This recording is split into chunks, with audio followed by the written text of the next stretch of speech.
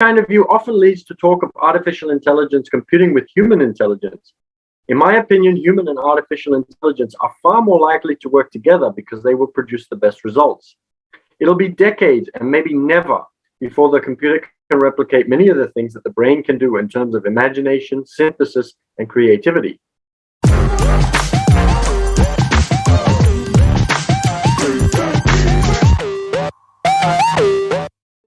Let's start getting through Ray Dalio principles, and let's use that for our motivation and ideas and thoughts for what we can do today to implement some really amazing things.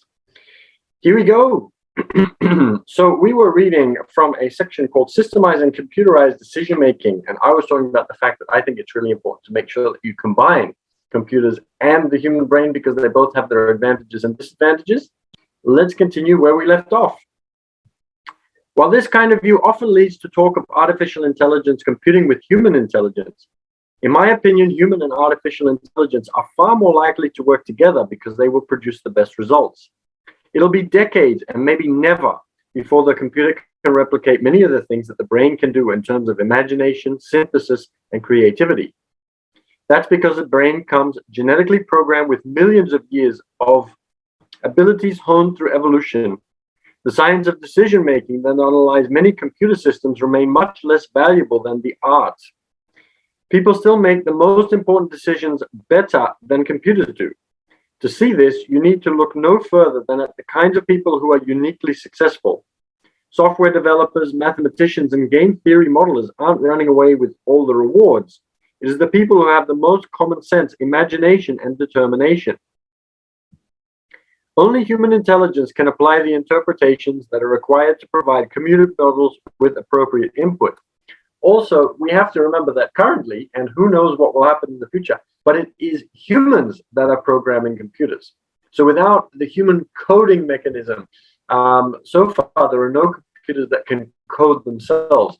So it is still the humans that are coding. It is the human brain that is creating the code for these computers, and so nothing would be able to run without the humans behind the scenes actually creating this in the first place.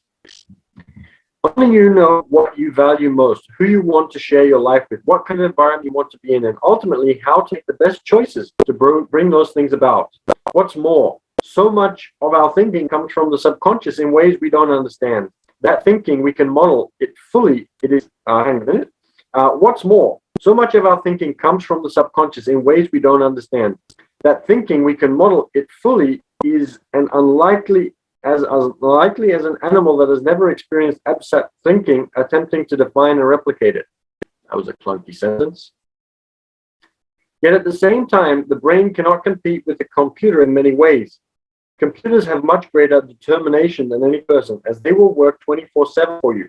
They can process vastly more information, and they can do it much faster, more reliably, and more objectively than you could ever hope to.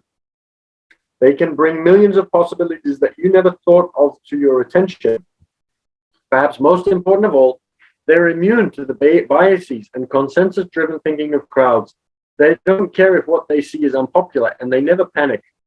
During those terrible days after 9/11, when the whole country was being whipsawed by emotion, or the week between September 19 and October 10, 2008, when the Dow fell 3,600 points, there were times when I felt like hugging our computers. They kept their cool no matter what. This combination of man and machine is wonderful. The process of man's mind working with technology is what elevates us. It's what has taken us from an economy where most people dig in the dirt to today's information age. It's for that reason that people who have common sense, imagination, and determination, who know what they value and what they want, and who also use computers, math, and game theory, are the best decision makers there are. At Bridgewater, we use our systems, much as a driver uses a GPS in a car, not to substitute for our navigational abilities, but to supplement them. I think that's a really good example of it, because when I drive, I've been driving around Sydney for a long time, and I know the roads extremely well. And I can very easily drive from one place to another without having to look at a map, because I know most of the main roads. I know how to picture the map in my mind, and I can then get from one place to another and know usually the most efficient route. But what I can't do, that the computer can do, that the GPS can do, even though I refuse to use it. But anyway, that's another story, is know where there are traffic jams, and it has access to information that I don't have access to. So, for example, you still want to be able to know how to drive from one place to the other, but the GPS is connected to a system that can see things that I can't see. So I'm not able to I can visualize the map, but that's not real time. I'm not able to see where there is an abundance of traffic, or where there is a traffic jam, or where there's an accident, or where something else is going to impede my way. So the computer can get me around that. But I still want to be able to be in control of my understanding and knowledge of the city itself. Because if my GPS isn't working, I know that I can still rely on my mind. I used to teach memory a long time ago. When I was in high school, I thought that I had a bad memory. So I went to the library and borrowed every single book I could on memory and the mind and the brain and how it works, which we know a lot more now than we did when I first started studying all of this. But the one thing that I learned was that it's really important to be able to maintain our skills. As humans, we're getting a little bit lazy on that front.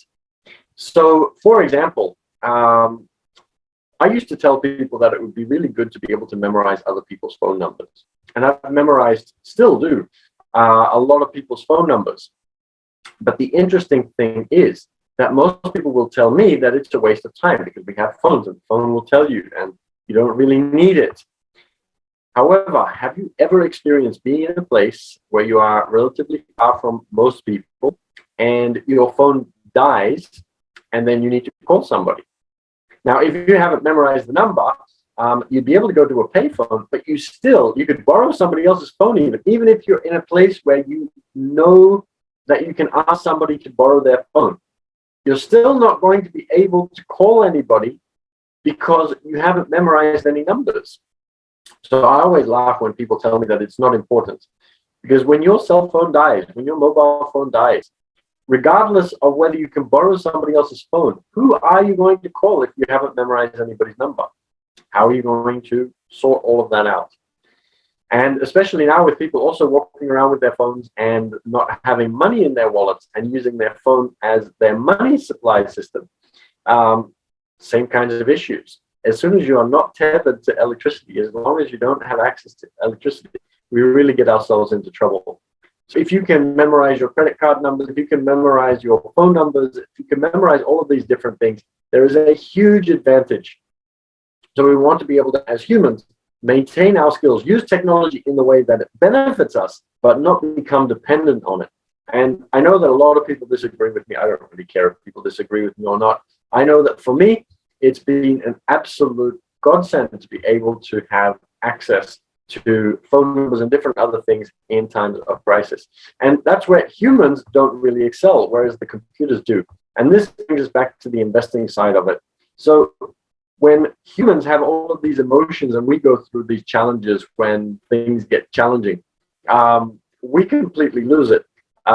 We are very, very bad at lying. We're going to have tells that other people can see that we are lying.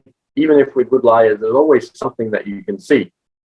So it's really important to be able to understand that as humans, we have these deficiencies and we want to be able to use computers that don't get panicky, who just make rational decisions and who can find the best companies. But then we can then decide whether we want to invest in that company or not, whether that company is creating issues in the world.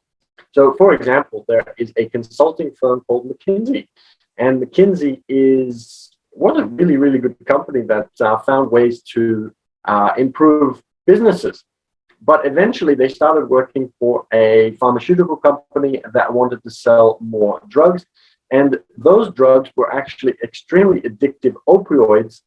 And this company no longer saw the moral side of it and just went down that path. Now, as humans, we can go down that path, or we can do the right thing as well. So we have the ability to be able to make moral decisions, whereas the computer would just make whatever decision the programming is telling it. So it depends once again on the human who's programmed it. And a computer that can be programmed for good, or a computer that can be programmed for evil. And so once again, it's always the human that has the emotion, and the computer that's been programmed for good can do the good. Actually, it's also really interesting because one thing that has prevented us from having self-driving cars up until this point is this ethical dilemma. Because ultimately, a car is going to make a decision on how it's going to react. So if it sees a pedestrian, it's going to make sure it keeps its occupants safe, and it needs to keep the pedestrian safe. But what happens if the car gets into a situation, and this can absolutely happen, where the car realizes that it cannot save one or the other? It's going to have to kill somebody. Either the pedestrian has to die or the people in the car have to die. So let's say that I'm driving and there's a pedestrian in the middle of the road, and the only way to save the pedestrian is to run into the wall, which is going to kill the passengers. What are we going to program the computer to do? Are we going to program it to save the person who bought the car, who is in the car? Or are we going to program it to kill the person in the car and save the pedestrian? And it's for this reason, until we come up with a solution for this, we're not going to be able to have self-driving cars. Because as voters, who is going to vote for politicians who are going to allow a company to be able to program cars that are going to kill pedestrians? Or who, as a car buyer, is going to want to buy a car that's been programmed to save pedestrians but kill the occupants of the car? I wouldn't buy a car like that, even if you paid me. So there are really interesting things to look at when it comes to combining. And well, we live in a really interesting time because, yes, there's been technology in the past, but really the technology that we have takes it to a whole new level that makes us think in a whole different way around how we're going to integrate it into our lives. Technology has been integrated without too many issues up until this point. But now we're getting to the point where technology is really moving at a rapid pace, and it's really, I would almost say it's interfering with our lives, and we have to figure out what place it's going to get. There are lots of people who cannot navigate because they only use GPS. There are a lot of people who can't memorize things because they only use their phones. So the people who are really going to succeed are the ones that learn to balance the computer and the brain. And this is something that I'd really love to share with you today, because when I did my HSC, which is the final exam here in Australia for high school, I ended up doing it without a calculator. I was extremely addicted to the calculator, and I didn't like it. And I wanted to be more in control of my mind and be able to use my mind in a way that I use technology but not be dependent on it. And so I ended up not taking my calculator to school, and I started doing my homework without a calculator, and I did my classwork without a calculator. And I became extremely good at improving my brain's ability and capacity. And it's been a very, very wise choice, and it has served me well many, many times. I've been able to do calculations when other people haven't had a calculator, and it's allowed me to take some opportunities that other people weren't able to take because they weren't sure of whether the deal was good or not, whereas I could see it immediately just from mind calculations. Very, very interesting. Okay, that brings us to 5.12. And thank you to everybody that's been joining on Vigo. I see lots of people have been joining the appeal. Merrick Wilson, Saud Abbas, Ali Raz, Vampire, and a couple of other people that have been joining. Cami sent some hearts, Hedwig sent hearts, and Mrs. P sent hearts, and Young God has joined us. Interesting. I used to know Hedwig at university, wondering whether it's the same one. If it is, reach out and say hi. But maybe not on Bigo. My Bigo is a bit spammy. I'll talk about that a little bit later. Let's continue for a bit more. 5.12, be cautious about trusting AI without having deep understanding. I worry about the dangers of AI in cases where users accept, or worse, act upon, the cause-effect relationships presumed in algorithms produced by machine learning without understanding them deeply. Before I explain why, I want to clarify my terms. Artificial intelligence and machine learning are words that are thrown around casually and often used as synonyms, even though they are quite different. I categorize what is going on in the world of computer-aided decision-making based on three broad types: expert systems, mimicking, and data mining. These categories are mine and not the ones in common use in the technology world. Expert systems are what we use at Bridgewater, where designers specify criteria based on their logical understandings of a set of cause-effect relationships, and then see how different scenarios would emerge under different circumstances. But computers can also observe patterns and apply them in their decision-making without having any understanding of the logic behind them. I call such an approach mimicking.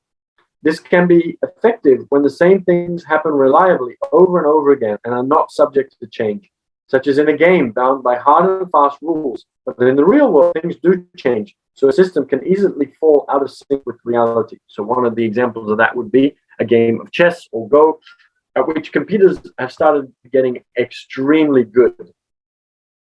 The main thrust of machine learning in recent years has gone in the direction of data mining, in which powerful computers ingest massive amounts of data and look for patterns.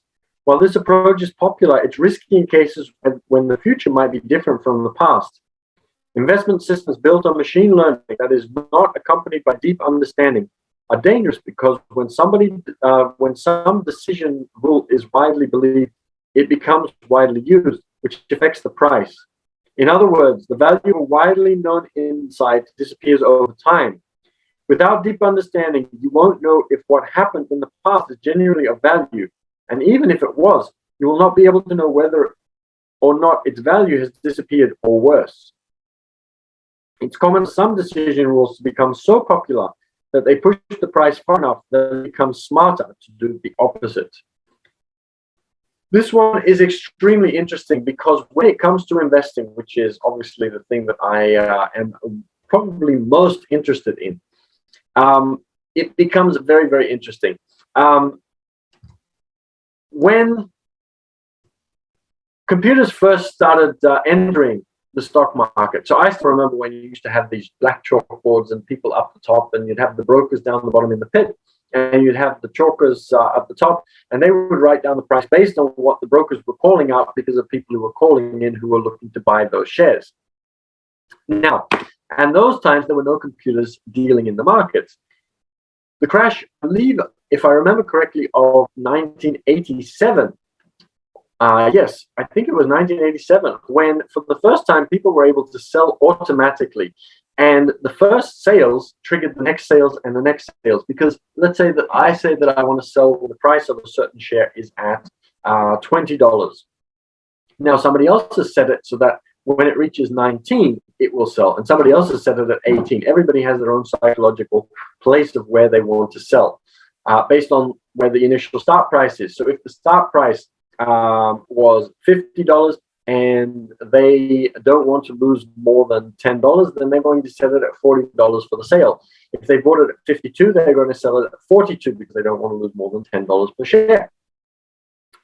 So the system automatically triggers, and because everybody sets it at a different place because they all buy at a different place, it's like a domino. As the first one sells, the price keeps dropping, but more start selling, and so the price drops more, and more start selling, and the price drops further. So for the first time, the market didn't react in the usual ways. It was impacted by the computers and how the computers were reacting to the situation, which caused the price to drop further, which caused more computers to start triggering, and so on and so forth. And the same thing happens with machine learning.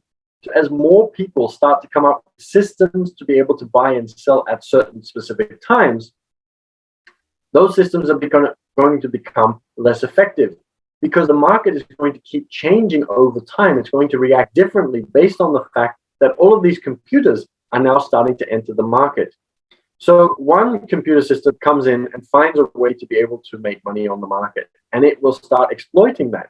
But then somebody else comes in with something else, and the effect of that is large enough to then make the first one not work anymore. So there might be a new system that comes in that a lot of people are using. It will change the market, and it might break the system that came in the first place. Then another system comes in and it will break that second system that was working at that point in time. And so as more and more computer algorithms get thrown in, it's going to make it more difficult for the initial algorithms to work. If you take an algorithm that was used, let's say 5 years ago, it will probably no longer work. If you take an algorithm from maybe even a year ago, it may not work as effectively and make as much money as it used to. And so you need to understand this principle in order to be able to understand how to navigate this world of computer generated trading. And as a trader who doesn't use computer algorithms, it makes it even more challenging, because it means that the patterns that used to be there in the past are no longer there.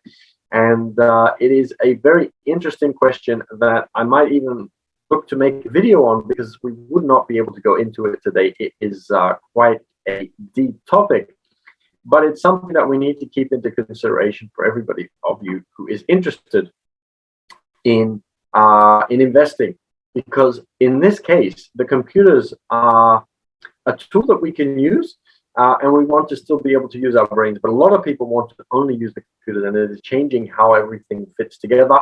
And it is also a challenge to the brain, which is really struggling now to comprehend how this might affect the market in the future. So I think that's probably a good point to leave it on. And we will continue on from remember that computers have no common sense. When we continue, we were very, very deep on that one. That was a really interesting chapter. I hope you enjoyed it as much as I did. I'm going to go and start heading out to get started on my day. But I wanted to let you know that I really appreciate you being here. And that if you like this, the recordings of all the other readings that we've done up until this point, not only Principles by Ray Dalio, but also Rich Dad Poor Dad and The Art of Thinking Clearly, are available on YouTube. You can find it at The Passive Cash Flow Club, and would love to know your thoughts. Leave your comments and subscribe. One reason to subscribe is because we also answer your questions. If you have a question, if there's something that you're unsure of, if you'd like to know anything about the economy or investing or passive income, all of those different kinds of things, feel free to get in touch on Instagram at business_team_6_official. And we might turn that video or that question into a video as well. So make sure you subscribe. That way you'll know when we upload new videos with answers to viewers' questions, your questions.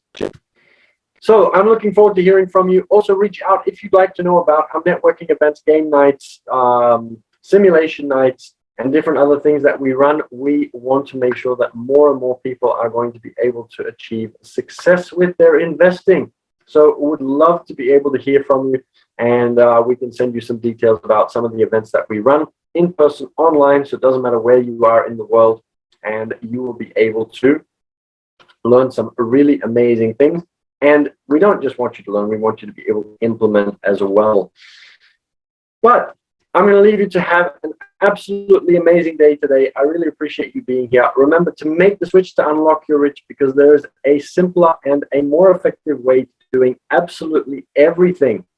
And I would love to get to know more of you. So reach out and get in touch. But go out there today and do some amazing things. Do some things a little bit differently, because if you keep doing the same things, you'll get the same results. So make that switch. Unlock your rich. I'll see you all tomorrow for another reading at 8 a.m. and really appreciate you being here.